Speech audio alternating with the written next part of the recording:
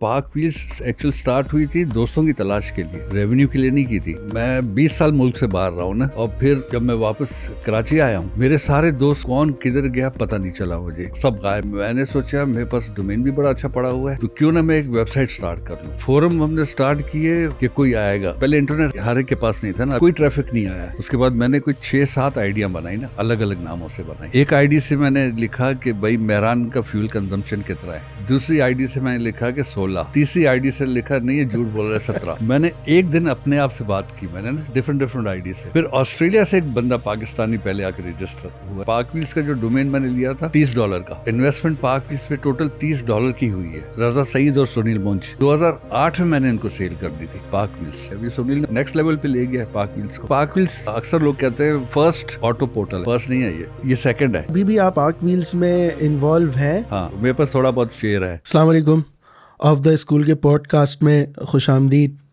आज हमारे मेहमान सर हनीफ भट्टी हैं, जिनके बारे में आपने सुन रखा होगा। अगर उनके बारे में नहीं सुना तो पाक व्हील्स के बारे में तो सुन ही रखा होगा। हम उसके बारे में भी इनसे डिस्कशन करेंगे। सर हनीफ, बहुत शुक्रिया आपका आज हमारे लिए वक्त निकालने का और स्कूल में आने का। आज आपके साथ हम कुछ बातें करेंगे, पाक व्हील्स की भी बातें होंगी और बाकी आपके बलूचिस्तान के एडवेंचर की भी बातें होंगी। बहुत शुक्रिया आपका वक्त निकालने। सबसे पहले बहुत बहुत शुक्रिया मुझे बुलवाने का, बहुत शुक्रिया भाई। जी, पहले तो आप जब यहाँ पर आए तो हमने आपको एक स्कूल का छोटा सा टूर करवाया। आपको हमने चीज़ें दिखाई कि हम क्या क्या काम कर रहे हैं, एजुकेशन के हवाले से, तालीम तरबियत दोनों के हवाले से, एक्स्ट्रा स्किल्स के हवाले से। इसके बारे में आपकी कोई राय, कुछ आप कहना चाहें? नहीं, माशाल्लाह देखा मैंने, बड़ा अच्छा काम कर रहे हैं आप लोग। ऐसे और स्कूल्स भी होने चाहिए कराची में, बल्कि कम ही है, जो कि बहुत कम लो फीस के अंदर आप लोग तालीम दे रहे हैं और सिखा भी रहे हैं इनको। बहुत अच्छा काम कर रहे हैं आप लोग। जी सर, बहुत शुक्रिया। अच्छा सर, हम शुरुआत करेंगे पाक व्हील्स से। अच्छा, एक दौर था जब कंप्यूटर ही नया नया आया था, इंटरनेट बिल्कुल ही नई चीज़ थी। हम जो है वो एक तो डायल अप मॉडेम यूज़ करना पड़ता था और 10 रुपये का हम PTSL का कार्ड लेके स्क्रैच करके उसे इस्तेमाल किया करते थे। घंटों लगते थे किसी भी वेबसाइट के ओपन होने में। उस दौर में आपने एक स्टार्टअप शुरू किया जिसका नाम पाक व्हील्स है, और आज हम देख रहे हैं वो हर मेरे ख्याल से एक वाहिद प्लेटफॉर्म है जो कि इतना मशहूर है और जिस पे आप अपनी सारी ऑटो रिलेटेड चीज़ें जो है वो कर सकते हैं। वो रिव्यू हो, बेचना ख़रीदना हो, या इसके अलावा जो कुछ भी हो। तो हम चाहेंगे कि आपसे उसकी स्टोरी सुने कि जिस वक्त कुछ एग्जिस्ट ही नहीं करते थे इस किस्म के प्लेटफॉर्म, इंटरनेट ही बहुत ज़्यादा एक ऐसी चीज़ होती थी जो हर किसी को मैसर नहीं थी उस वक्त। तो उस दौर में आपने कैसे शुरू किया, उसके पीछे क्या वजूहात थी शुरू करने की, और किस तरीके से आप उसे फिर लेके चले आगे? अच्छा, तो ये मैं 20 साल मुल्क से बाहर रहा हूँ ना, 80 से 2000 तक। 2000 में दुबई में था, आखिरी जो साल था ना मेरा। वहाँ एक दौर आया था .com का, तो मैंने उस वक्त पाक व्हील्स रजिस्टर कराया, पाक टीन्स कराया, पाक आर्केड कराया। तो पाक के नाम से बहुत सारे डोमेन्स मैंने ले लिए थे 2000 में। और फिर जब मैं वापस कराची आया हूँ मूव होके दुबई से, तो वो मेरे सारे दोस्त कौन किधर गया पता नहीं चला मुझे। हम बचपन में जो 70s में और गाड़ियाँ दौड़ाते रहते थे, तो वो सब गायब। तो मैंने सोचा मेरे पास डोमेन भी बड़ा अच्छा पड़ा हुआ है, तो क्यों ना मैं एक वेबसाइट स्टार्ट कर लूँ। तो फिर पाक व्हील्स एक्चुअल स्टार्ट हुई थी दोस्तों की तलाश के लिए, रेवेन्यू के लिए नहीं की थी। अच्छा। तो मेरे बेसमेंट दुबई में मेरे पास वो था लड़का, मेरा एम्प्लॉय था जगदीश, जो दुबई में भी एक वेबसाइट मैंने बनाई थी। तो वो उसको मैंने कहा भाई कराची आ जाओ, इसके पीछे वो प्रोग्रामिंग और वो सब वो करता था जगदीश। मैं फ्रंट एंड पे था, वो बैक एंड पे सारा काम करता था। मैं कहा इस डोमेन पे ऑन कर दो वो। तो वो मेरे बेसमेंट में बैठ के वो अपना पीसी लाया, मैं अपना पीसी ले गया। मेरे घर के बेसमेंट में हमने ये स्टार्ट किया पाक व्हील्स। पहले सिंपल पेज था 2-3 दिन के लिए सिर्फ। Excuse me. उसके बाद फिर हमने कार फॉर सेल स्टार्ट कर ली विद इन अ वीक, और सेकंड या उसी फर्स्ट मंथ के अंदर हमने फोरम्स भी स्टार्ट कर दिए। तो सारी फोरम हमने स्टार्ट किए दोस्तों की तलाश के लिए कि कोई आएगा। तो मैंने एक हफ्ता देखा कोई, पहले इंटरनेट हर एक के पास नहीं था ना, अभी तो हर एक के पास देखे सेलफोन पे ऑन है ना वो, ऐसे ही। तो वो कोई ट्रैफिक नहीं आया। मेन पेज पे कभी कभी मेन पेज पे कभी कभी कुछ हिट्स आ जाते थे कि 10-12 इस तरह करके आ जाते थे शुरू पहला वीक या 2 वीक तक। फिर मैंने क्या किया कि एक आईडी बनाई फोरम पे। मेरी आईडी तो एडमिन के नाम से थी फोरम पे। उसके बाद मैंने कोई 6-7 आइडियाँ बनाई ना, अलग अलग नामों से बनाई, 6-7 आईडीज़। एक आईडी से मैंने लिखा कि भाई मेहरान का फ्यूल कंजम्पशन कितना है, वो आज भी टॉपिक है पाक विल्स पे। दूसरी आईडी से मैंने लिखा कि 16। तीसरी आईडी से लिखा नहीं ये झूठ बोल रहा है 17। चौथी आईडी से मैंने एक दिन अपने आप से बात की, मैंने ना डिफरेंट आईडी से। फिर ऑस्ट्रेलिया से एक बंदा पाकिस्तानी पहले आकर रजिस्टर हुआ जिसका कोयल 16 आईडी था उसका। फिर लोग आते गए, फिर मैंने सारी आईडियाँ अपनी बंद की। तो इस तरह पाक विल्स चला और बेसमेंट से ही स्टार्ट हुआ था और फिर आस्ते आस्ते ग्रो करता गया। पाक विल्स का जो डोमेन मैंने लिया था उस वक्त नेटवर्क सोल्यूशन से लिया था, वो $30 का। तो इन्वेस्टमेंट पाक विल्स पे टोटल $30 की हुई है। ज़ीरो इन्वेस्टमेंट से ये वेबसाइट तैयार हुई है। जगदीश को एम्प्लॉय था, उसको मैंने अपना पार्टनर बना लिया था। आ जाओ कराची, आज से तुम मेरे पार्टनर हो, ये साइट स्टार्ट करते हैं। तो फिर उस वक्त गूगल एडसेंस नहीं था, कुछ 2-3 और कंपनीज थी जो उसके बैनर लगाए। तो पहला $10 आया मंथ में, फिर $100 आया, हमने $100 आए तो हमने स्टिकर छपवा दिए। फिर नेक्स्ट मंथ $200 आए तो हमने कैप्स बना ली। फिर $500 आए। तो इस तरह कर के कमाई वहाँ से जो होती थी ना बैनर ऐड से, वही हमने री इन्वेस्ट की उसके ऊपर। तो पाक विल्स ज़ीरो इन्वेस्टमेंट में स्टार्ट की थी। सही। उसके बाद बहुत सारे मेंबर्स हो गए, ग्रो कर रही थी और हम 2 ही लोग चला रहे थे उसको। फिर मुझे ये 2003 में मैंने स्टार्ट की थी पाक विल्स, 2003 में। तो फिर 2008 के अंदर मुझे रज़ा सईद और सुनील मुंज जो आजकल आपको पता होगा, इन्होंने 2008 में मुझे कांटेक्ट किया, भाई ये वेबसाइट आपने बेचनी है।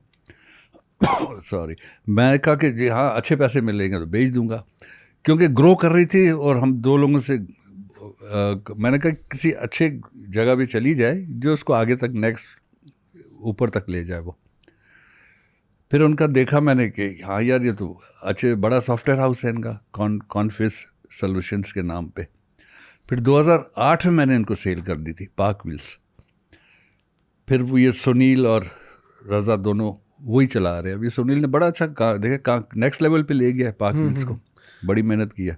हाँ ऐसे ही है, उसके बाद से तो बहुत ज़्यादा चेंज आया है। हाँ बाकी एक बात आपने अच्छी की कि वो जो फेसबुक पे जो वो आपने मल्टीपल आईडीज़ बनाई हैं पाक विल्स के फोरम पे। हाँ तो फेसबुक पे मल्टीपल आईडीज़ बनाने का आइडिया मेरे ख्याल से आपने दिया है उन्हें कि नहीं फेसबुक में, हाँ अलग बना रहे कितनी आईडी फेसबुक। नहीं सर, ये बड़ा इंस्पायरिंग चीज़ है कि आपने ज़ीरो इन्वेस्टमेंट से शुरू किया और आज मेरे ख्याल से वाहिद प्लेटफॉर्म है, मेरे ख्याल से तो और कोई मौजूद नहीं है। आपके इल्म में है कोई प्लेटफॉर्म जो ऐसा मौजूद है? ओलेक्स वगैरह है, मगर वो और कुछ भी बेच रहे हैं ना, और भी है कुछ और भी बेच रहे हैं, गाड़ियों का नहीं है। अच्छा, पाक विल्स अक्सर लोग कहते हैं फर्स्ट ऑटो पोर्टल है। फर्स्ट नहीं है पाकिस्तान का ये। अच्छा, फर्स्ट नहीं है ये सेकंड है। वो इस तरह सेकंड है कि जब पाक विल्स मैंने स्टार्ट की तो उस वक्त गूगल तो नहीं था, याहू पे सर्च करते थे कि कार्स इन पाकिस्तान सर्च किया तो मुझे एक साइट नज़र आई, शायद उसका डोमेन था cars.pk, शायद ये था। देखा साइट ऑलमोस्ट डेड थी। उसमें जो पोस्टिंग हुई थी ना वो 4-6 महीना पहले की पोस्टिंग पड़ी हुई थी। और नीचे स्क्रॉल करके गया तो लिखा हुआ था कालिया ग्रुप। उनकी वो पहली वेबसाइट वो थी जो कि डेड थी ऑलमोस्ट ना। तो Almost dead. हाँ ऑलमोस्ट डेड थी वो। सही सही। अच्छा, आपने बताया कि जो पाक व्हील्स का असल में वजूद था वो इसलिए था कि आप अपने जितने भी कलीग्स वगैरह हैं जो मिल नहीं रहते आप उन्हें ढूंढ सकें, लेकिन इसके लिए आपने एक ऑटो इंडस्ट्री का ही इंतखाब क्यों किया, या पाक व्हील्स का नाम आपके जहन में किस तरीके से आया शुरू में? देखो पाक तो मुझे पाकिस्तान से बहुत ज़्यादा मोहब्बत है, इसलिए वहाँ बैठे मैंने पाक के हर डोमेन में मैंने लगा लिया था, ज्वेलरी में, रियल स्टेट में, पाक रियल स्टेट काफ़ी सारे ले लिए थे ना मैंने। और फिर ऑटो इसलिए कि बचपन से हमको वो गाड़ियों का ही शौक़ था, और तो कोई शौक़ था नहीं। सही। गाड़ियाँ चलाना, दौड़ाना, यही शौक़ था बचपन में। छोटे थे, रेसे लगाते थे हम लोग। फिर तो इट मेक सेंस कि आपने इस तरीके से शुरू किया। ठीक है सर, ये तो हमारे लिए एक बड़ी इंस्पायरिंग स्टोरी हो गई। अच्छा, आजकल अभी भी आप पाक व्हील्स में हाँ, मैं उनके साथ इन्वॉल्व हूँ। हैं? हाँ, मेरे पास थोड़ा बहुत शेयर है। अच्छा, आपके पास हाँ, शेयर है थोड़ा हाँ, बहुत? बिल्कुल। ठीक है ठीक है। हाँ। अच्छा, जो आपने फोरम स्टार्ट किया था वो मुझे याद पड़ता है कि अभी चंद साल पहले मुझे एक ट्रैक करना था जो कि कुमराट से निकलता है और वो चित्राल की तरफ या मस्तूज की तरफ निकलता है। वो मेरे ख्याल से 3-4 दिन का कोई ट्रैक है। मुझे उसके बारे में कोई इन्फॉर्मेशन लेनी थी, तो मैंने सर्च किया, तो इंटरेस्टिंगली पाक व्हील्स पे ये वाली बहुत सारी डिस्कशंस थी कि आपने कोई जगह का मालूम करना है, किसी ट्रैक का मालूम करना है, कोई गाड़ी कहाँ जा रही है, या कौन सी ऐसी हिडन प्लेसेस हैं जो लोगों को नहीं पता। तो क्या ये इंटेंडेड था कि आपने पाक व्हील्स का फोरम इसलिए भी बनाना है, या फिर वो बस बन गया था किसी वजह से? नहीं, वो पहले तो दोस्तों का, फिर जब वेबसाइट स्टार्ट कर ली ना तो फिर मैंने कहा गाड़ी की हर चीज़, एवरीथिंग रिलेटेड टू व्हील्स, चाहे आपके पास व्हील बैरो है वो भी शेयर करो, जिस चीज़ में पहिए हैं वो शेयर करो। तो हमने फोरम में डिस्कशन इतनी हुई है, इतनी लोगों ने डिटेलिंग करते, दूसरा प्लेटफॉर्म नहीं था ना इधर पाकिस्तान के अंदर, कोई प्लेटफॉर्म ही नहीं था जहाँ वो शेयर कर सकते अपने आइडिया। तो वो फिर कोई गाड़ी पूरी रिस्टोर कर रहा है, उसने उस 200 पेजेस 300 पेजेस तक वो, और एक दूसरे की हेल्प कर रहे हैं। तो इस तरह हर किस्म का टॉपिक आपको मिलता है। जो ट्रैवलिंग का जो आप कह रहे हैं ना, तो कुछ शायद 5-6 महीने के बाद मैंने सोचा कि यार मैं तो ट्रैवलिंग करता हूँ, क्यों ना ट्रैवलिंग का भी सेक्शन ऑन कर दिया जाए, क्योंकि वो व्हील्स पे ट्रैवल होता है, करता है इंसान। तो मैंने उसमें फोरम में सेक्शन खोल दिया था ट्रैवलिंग का भी। सही। तो उसमें फिर ट्रैवलिंग की पोस्टिंग खूब हो रही थी। हर बंदा अपनी ट्रैवल की तस्वीरें और आइडियाज़, कोई जो जैसे आपने कहा मस्तूज और ये पूछना था, सवाल करते आपको रिप्लाई आ जाता था वो।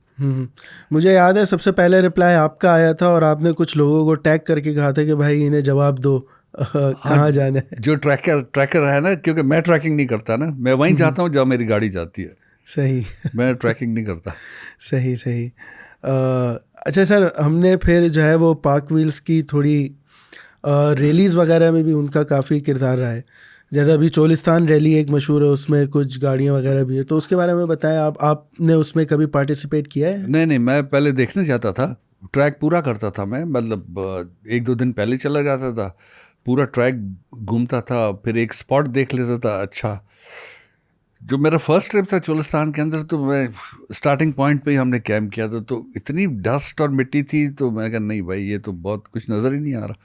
फिर मैं 10-15 किलोमीटर या 20 किलोमीटर स्टार्टिंग पॉइंट से आगे जाके वहाँ कैंप करते हैं, वहाँ फिर तस्वीरें खींचते हैं, वीडियो बनाते हैं। तो मैं सिर्फ देखने जाता था, कभी हिस्सा नहीं लिया उसके अंदर। आपने हिस्सा नहीं लिया? नहीं, कभी नहीं लिया मैंने। सही सही सही। अच्छा सर, आपका एक मेरे ख्याल से ज़िंदगी का बहुत बड़ा हिस्सा, या अब तक तकरीबन सारा हिस्सा आपका ट्रैवलिंग में गुजरा है, जहाँ तक हमने देखा है। हम देखते हैं आपकी तस्वीरें कभी 80s की 70s की तस्वीरें, कभी थाईलैंड की, कभी यहाँ की, कभी वहाँ की। तो हम ये जानना चाह रहे हैं आपसे कि आपका ये जो शौक़ है ट्रैवलिंग का, ये कैसे हुआ, और ट्रैवलिंग से आप, एक बंदा ट्रैवलिंग जो है वो ट्रांसफॉर्म कर देती है बंदे को हर फ्रंट पे। मतलब हदीस में भी आता है कि जी आपने अगर किसी के साथ किसी को जांचना है तो आप उसके साथ सफ़र में वक्त गुजार लें। तो आपका कैसा एक्सपीरियंस रहा? ट्रैवलिंग का शौक़ कहाँ से शुरू हुआ और अब तक आप कितना ट्रैवल कर चुके हैं?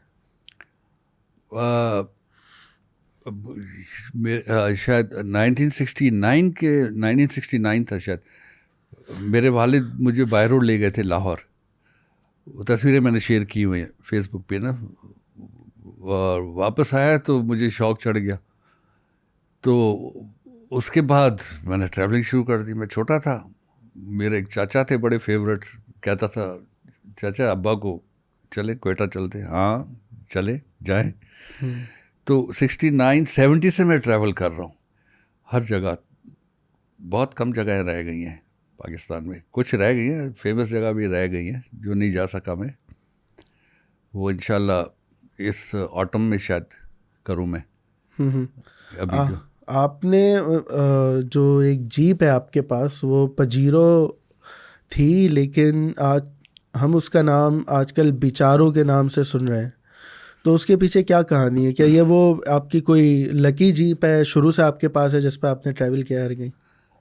नहीं, वो उसकी कहानी ये है कि मैं दुबई से आया, मैंने गाड़ी ली थी ना, तो वो मेरा एक दोस्त है, वो एक दिन सुबह सुबह घर पे आया, मुझे बुलवाया नीचे, बोला कि यार पजेरो लाया था। तो वो कहते रहे गाड़ी की चाबी मुझे दे दो, ये तुम पजेरो रख लो। ये मैं कहता नहीं गाड़ी में पजेरो क्या करूँगा। बोला नहीं नहीं नहीं, चौकीदार को बोला इसकी डैशबोर्ड का सामान उसमें रखो, उसका उसमें रखो, चाबी ले आओ ऊपर से। वो मेरे पास विट्स थी, मैंने जो विट्स एक टाइम में नहीं आ रहे थे, तो वो विट्स लेके चला गया, पजेरो छोड़ गया। फिर मैंने कहा कुछ गाड़ी सही है क्या है? नहीं, वो टायर तो तू वैसे ही बदली कर लेगा, फिर कभी कभी डीजल डलवाओगे तो ऑयल भी डलवा लेना इंजन में। मैं कहा ये क्या है? वो थोड़ा सा बारिश में ऊपर से लीकिंग भी हो रही है ये। अच्छा, वो चला गया, मेरा दिमाग वो हो गया। बड़ा अच्छा दोस्त था, उसको 2 बातें भी सुनाई मैंने अपनी फैमिली को कहा, वो गाड़ी सर्विस कराई, ऑयल चेंज कराया ना, तो मैं अपनी फैमिली का चलो नॉर्थ चलते हैं इसके अंदर। वो मेरा दुबई से आने के बाद पहला ट्रिप था।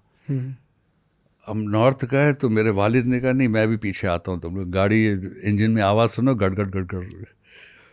तो अब्बा भी पीछे, जहाँ हम वो फ्यूल डलवाते थे ना, ऑयल चेक करा, क्वार्टर लीटर ऑयल कर के मैं इसको फिर कहाँ का ले गया, मरी ले गया। वालिद साहब तो मेरे इस्लामाबाद तक आए थे, फिर वो पेशावर चले गए थे दोस्तों को मिलने, तो वहाँ से मैं एबटाबाद, नथिया गली, हर जगह घूमा। एबटाबाद मैंने किसी को दिखाया कि यार ये गाड़ी देखो, बोला अभी गाड़ी को भेजें ट्रक के अंदर, आप बस में जाएं।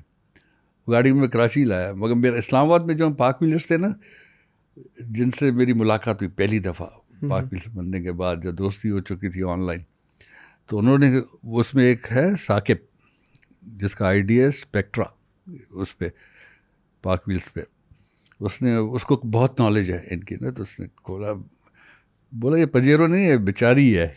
उस दिन से बेचारो नाम पड़ गया इसका। अच्छा। तो बेचारो 1, अभी बेचारो 2 भी मैंने ले ली ना।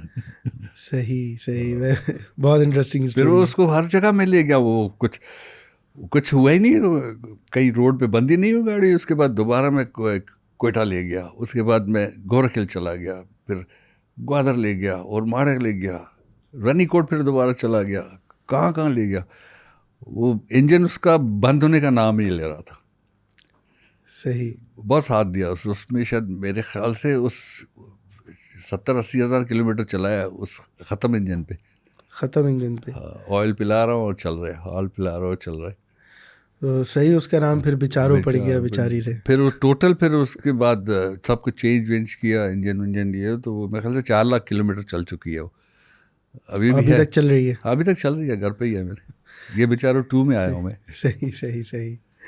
अच्छा, आपकी सारी ट्रैवल जितनी भी हिस्ट्री है, उसमें हमें बलूचिस्तान से आपको एक बड़ा ख़ास लगाव नज़र आया है।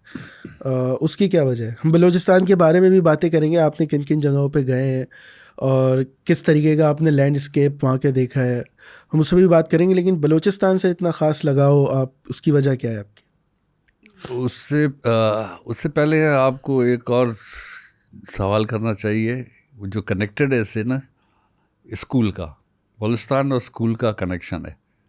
सही, कि आपकी एजुकेशन, आप बताएं। देखिए, मेरी पैदाइश हुई है, मैं बलूचिस्तान का बता रहा हूँ, मेरी पैदाइश हुई है एक जजीरे पे, बिट आइलैंड, बिट और बाबा आइलैंड है ना, कैमाड़ी से जाना पड़ता है किश्ती में, वहाँ स्कूल नहीं था।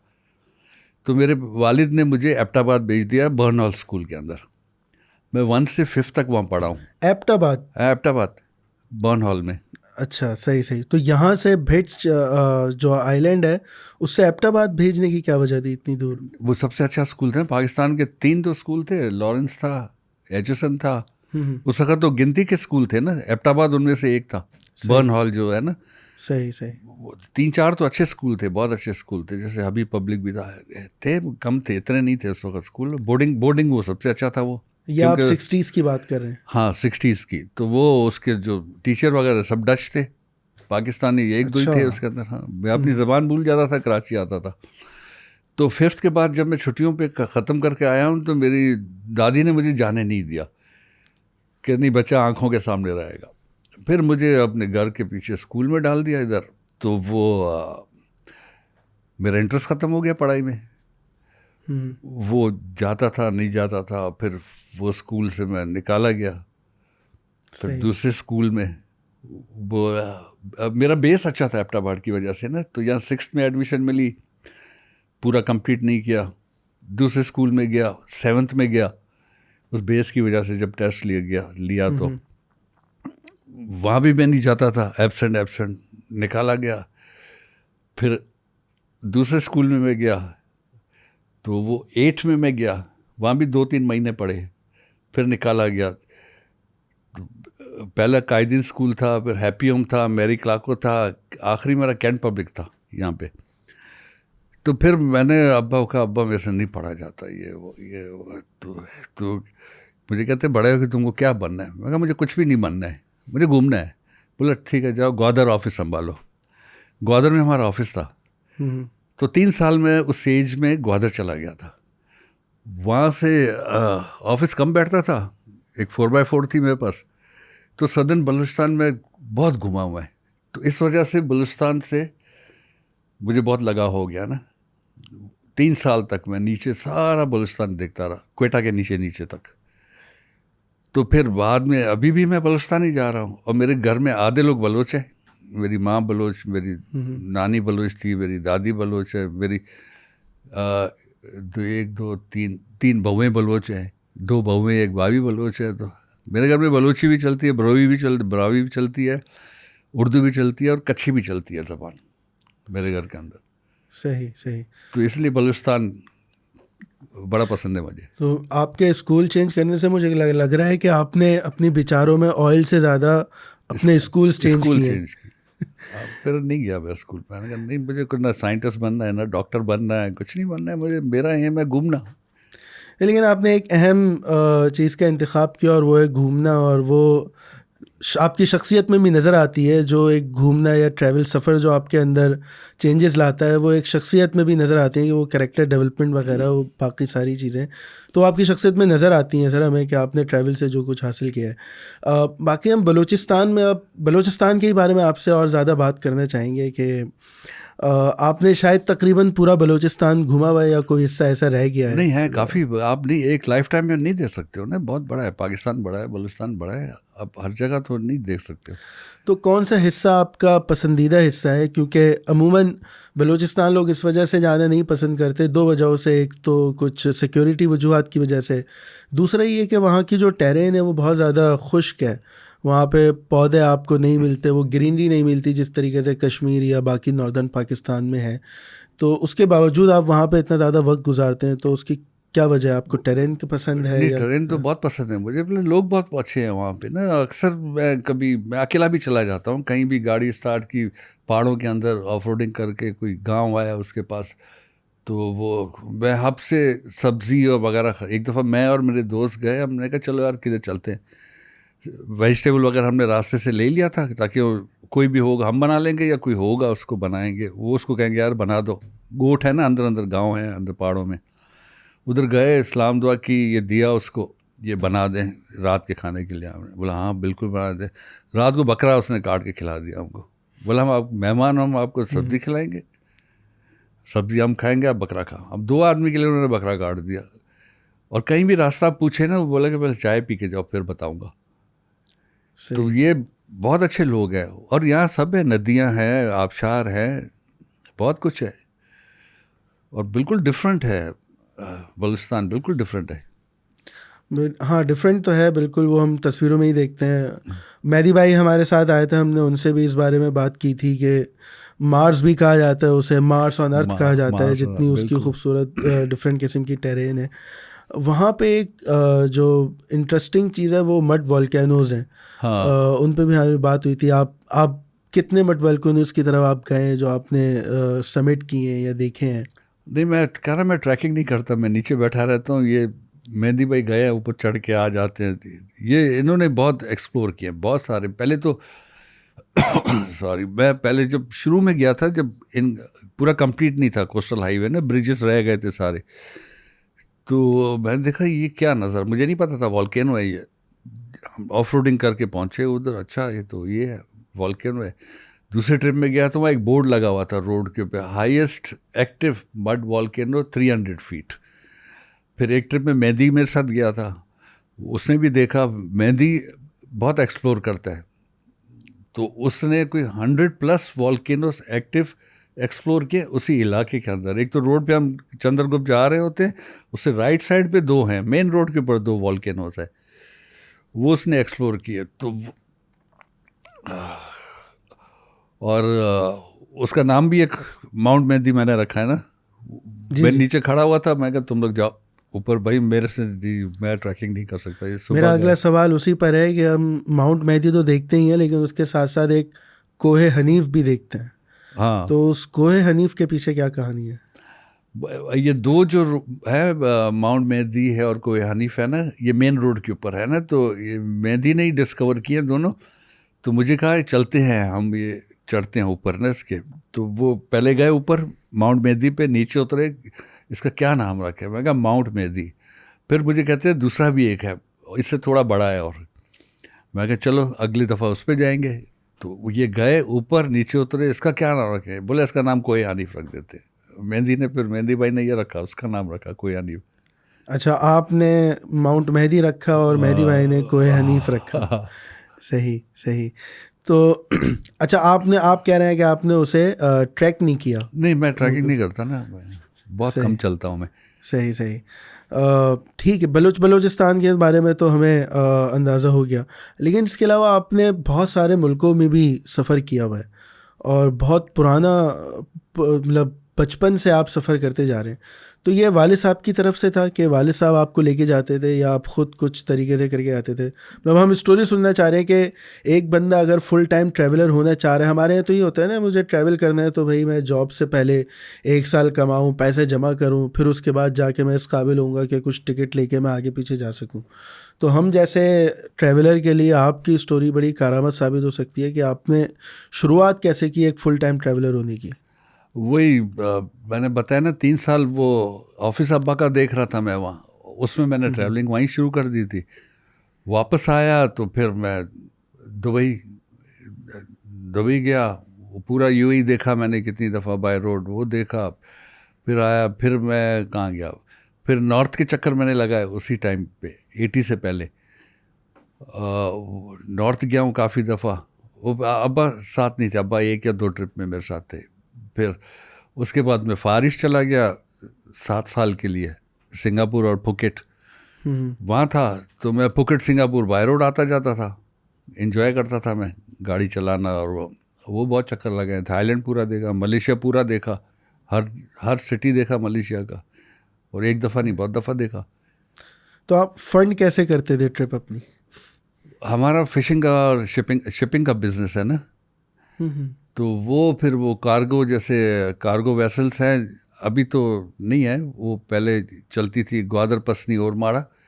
वो पैसेंजर और राशन और ये सारे सीमेंट वगैरह, ये जितना गुड्स है ना, उस पर चलती। रोड अभी बना है, कोई 10-15 साल हो गए, कितने साल में याद नहीं है। पहले हमारे लॉन्चों में आना जाना होता था सारा सामान, और दुबई आना जाना, कार्गो वगैरह वो। तो और फिशिंग ट्रॉलर्स, वहाँ से फैमिली बिजनेस है हमारा फिशिंग का, तो वहाँ से पेट्रोल के पैसे आ जाते थे, डीजल के पैसे। सही।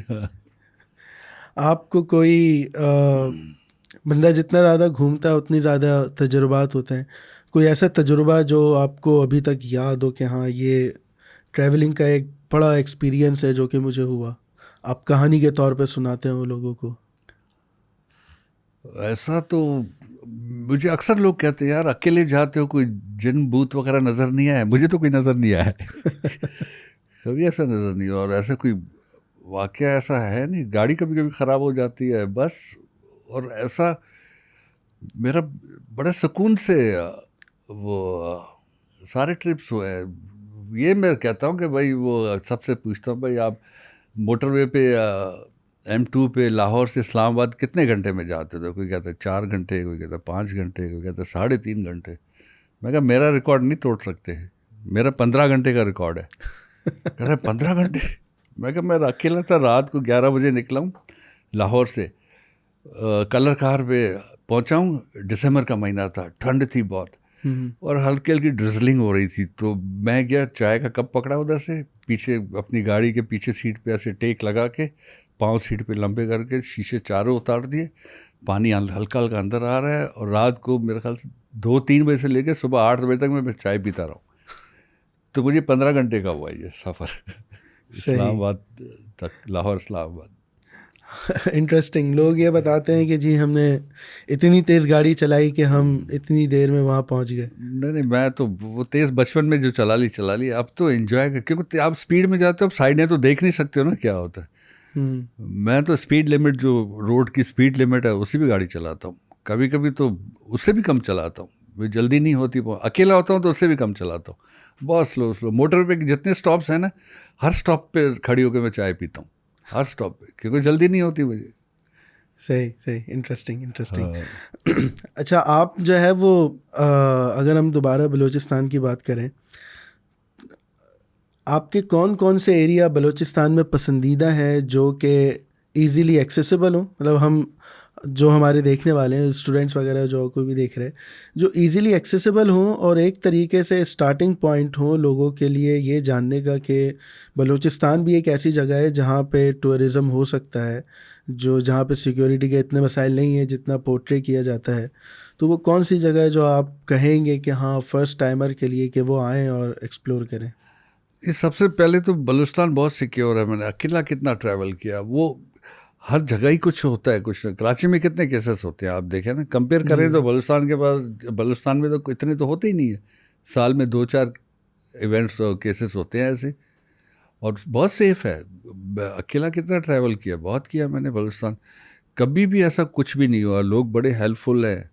और मैं ज़्यादातर ये कनराज बहुत जाता हूँ, कनराज, तो वो यहाँ से कोई 250 किलोमीटर है, वो मैं बहुत चक्कर लगाता हूँ कनराज। उधर वाटरफॉल भी है, नदी भी चल रही होती है, बकरा भी अच्छा मिल जाता है जिसने जड़ी बूटी खाई हो ऑर्गेनिक बकरा।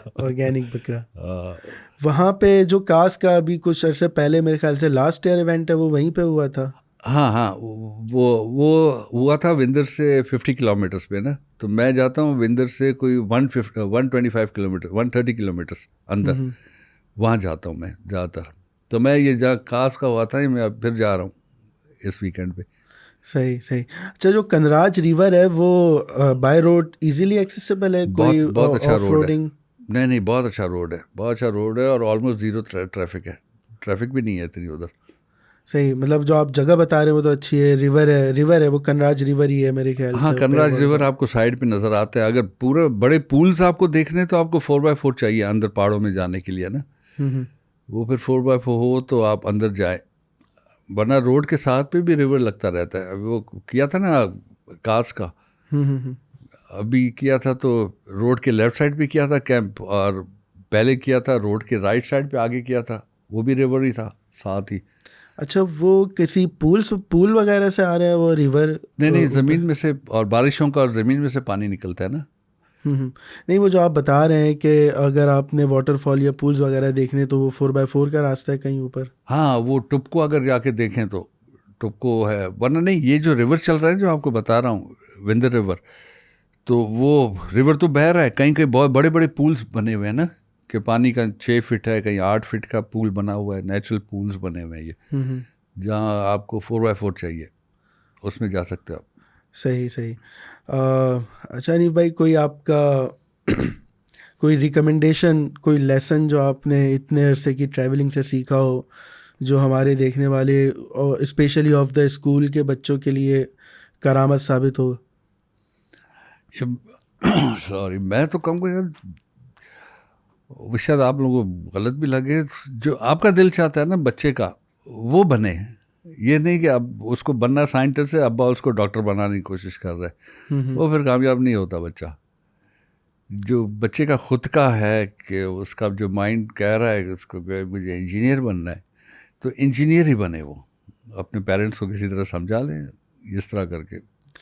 उसमें ये है ना, एक बच्चे की जो शुरू में जब नशोनुमा हो रही होती है, तरबियत का दौर चल रहा होता है, उस वक्त छोटी उम्र में तो बच्चे को नहीं पता होता कि उसने क्या करना है। लेकिन होता ये है कि माँ बाप या उसके जो भी आसपास के लोग हैं वो किसी न किसी तरीके से उसके जहन में ये बात डाल देते हैं कि हाँ जी तुमने बड़े होके ये बनना है। तो बड़े होने के बाद उसके जहन में यही होता है कि मैंने ये बनना है, हालांकि वो उसका अपना फ़ैसला नहीं है, वो तो उन माँ बाप का फ़ैसला है या उन लोगों का फ़ैसला है जिन्होंने उसके ऊपर वो चीज़ मुसल्लत की है। तो उसके बारे में आप क्या कहते हैं, मतलब किस लेवल पे आके बच्चों से ऐसा किया जाए कि हाँ भाई जो बनना है तुमने बनो? बगावत करनी चाहिए। सिंपल आंसर यही है, क्योंकि वो नहीं चल सकता आगे ना। जिसमें इसका इंटरेस्ट है वो उसमें आदमी कामयाब हो जाता है। मेरे काफ़ी दोस्त हैं जिनको पेरेंट ने कहा तुम डॉक्टर बनोगे, उसने नहीं जी, बड़े प्यार से पेरेंट्स को समझा दिया, बोला ठीक है तुमको क्या बनना है, एरोनॉटिकल इंजीनियर बनना है, जाओ बनो, कामयाब है वो। तो 2-3 दोस्तों को मैं जानता हूँ, तो जो अपनी मर्ज़ी से उन्होंने ट्रैक चेंज कर दिया ना। वरना फैमिली में उसी के घर के 2-3 डॉक्टर्स हैं, बाप डॉक्टर, माँ डॉक्टर, बड़ी बहन डॉक्टर, मगर उसको कुछ और बनना था तो वो आज कामयाब है। डॉक्टर ही बनना है कि पेरेंट्स को फॉलो करना है तो करे। सही सही। ठीक है अनीफ भाई, बहुत बहुत शुक्रिया आपका आज हमारी दावत पे तशरीफ़ लाने का, और आपके तजुर्बात से हमें भी सीखने को मिला और जो बाकी लोग उसे देख रहे होंगे उन्हें भी सीखने को मिलेगा।